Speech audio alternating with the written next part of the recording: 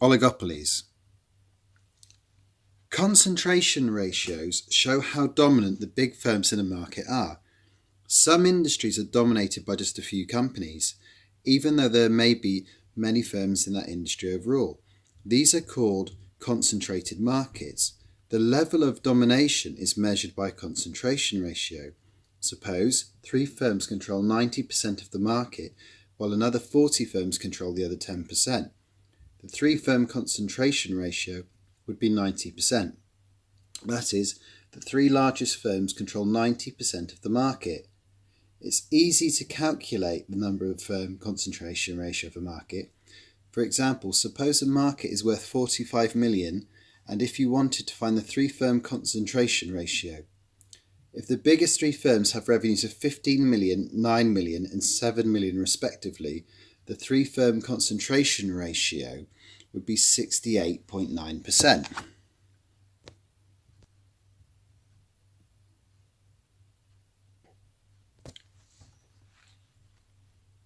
There are 2 ways to define an oligopoly. You can define an oligopoly in terms of market structure. An oligopoly is a market that's dominated by just a few firms, that is, a small number of firms of a high concentration ratio. That has high barriers to entry, so new entrants can't easily compete away supernormal profits. And finally, an oligopoly market is a market in which firms offer differentiated products.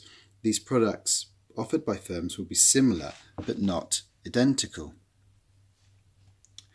Second, you can define an oligopoly in terms of the conduct of firms, for example, how they behave.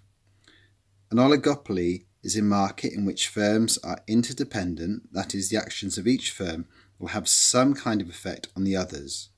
An oligopoly is also a market in which firms use competitive or collusive strategies to make this independence work to their advantage. Firms in an oligopoly can either compete or collude. Unlike with perfectly competitive markets and monopolies, there's no single strategy that firms in an oligopolistic market should adopt in order to maximize profits.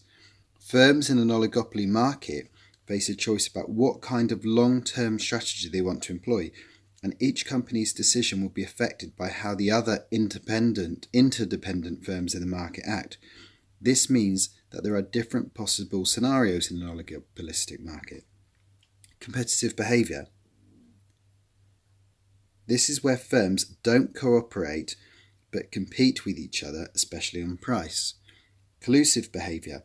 This is where the various firms cooperate with each other, especially over what prices are charged. Formal collusion involves an agreement between the firms, that is, they form a cartel. This is usually illegal.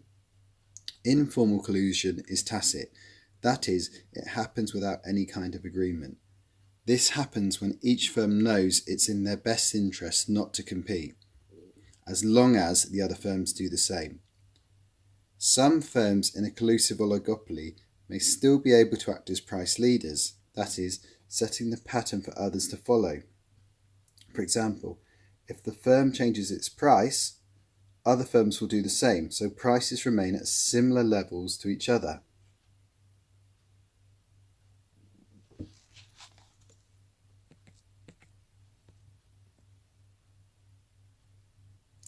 The behaviour that occurs depends on the characteristics of a particular market. Competitive behaviour is more likely when one firm has lower costs than the others, there's a relatively large number of big firms in the market, making it harder to know what everyone else is doing. The firms producing products that are very similar, and barriers to entry are relatively low. Collusive behaviour is more likely when the firms all have similar costs, there are relatively few firms in the market, so it's easier to check what other firms are doing. Brand loyalty means customers are less likely to buy from a different firm, even when the prices are lower. And finally, barriers to entry are relatively high. Collusion can bring about similar outcomes to a monopoly. Collusive oligopolies can produce results quite similar to those in an oligopoly. Collusive oligopolies generally lead to there being higher prices and restricted output, and therefore underconsumption, as well as allocatively and productive inefficiency. Firms in collusive oligopolies often have the resources to invest in more efficient production methods and achieve dynamic efficiency, but there's not always an incentive for them to do so. So, collusive oligopolies can lead to market failure. Because the firms in a collusive oligopoly don't lower prices even though they could, they make supernormal profits at the expense of consumers. In the case where colluding firms have an agreement to restrict output to maintain high prices, the firms set a price of PO and a level of output QO that will maximise profits for the industry, in other words, where MC equals MR for the industry. They then agree quotas, the level of output each of the firms will produce. This results in supernormal profits for each of these firms, as shown in red.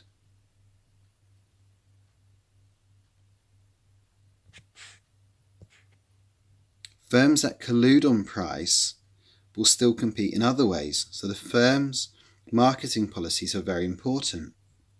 For example, colluding firms may try to differentiate their products from their competitors, either by improving them in some way or by trying to create a strong brand to attract and retain customers. They could use sales promotions, for example, loyalty rewards for customers who make repeat purchases. They may even try to find new export markets. Other firms that try to break into the market may face predatory pricing tactics. Even so, if the potential profits are large enough, they may persevere until they eventually establish themselves. However, they may then see that it's not in their interest to compete further. If so, collusion can re-emerge.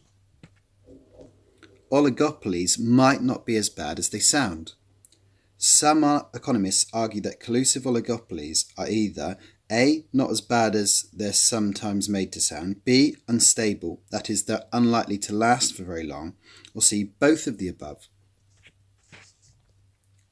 They argue that formal collusion is quite unlikely to occur because it's usually illegal, and any informal collusion is likely to be temporary because one firm will soon decide to cheat and lower its prices to gain an advantage. This is called first move advantage, which we'll discuss a bit later on. This kind of behaviour is likely to trigger a price war and falling prices. Even in a collusive oligopoly, if firms aren't competing on price, then non-price competition might be stronger, leading to some dynamic efficiency. This would be good for consumers if it led to product innovations and improvements. Firms are unlikely to raise prices to very high levels. This is because high prices may provide a strong incentive for new entrants to join the market, even if the barriers to entry are high. Finally, oligopolies might not be as bad as they sound because competitive oligopolies can achieve high levels of efficiency. These markets often work well in practice.